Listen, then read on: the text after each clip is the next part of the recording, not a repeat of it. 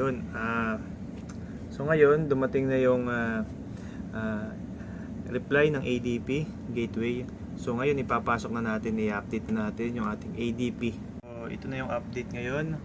So ito, itatransfer natin to sa folder at ilalagay natin sa ADP Data Wizard.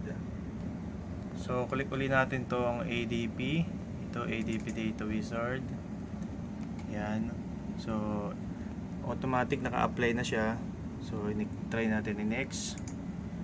Tapos update from file. Next. Then click natin to. Hanapin natin yung kung saan natin pinasok, saan natin inano.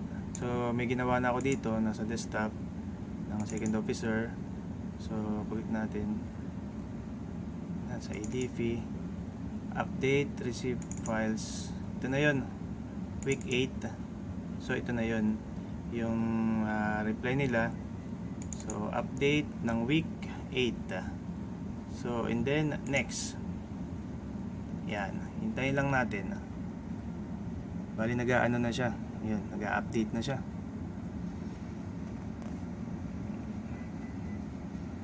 So ganun lang kasimple yung pag-update natin. Once na dumating na yung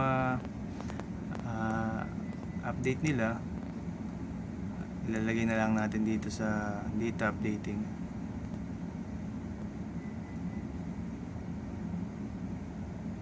Yun, okay na. So finish na natin, 100% na. So click uli natin to, close natin, and then click uli natin.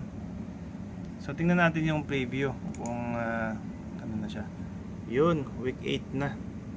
So yan, update na yung ating ADP ngayong linggong ito, ngayong week na to.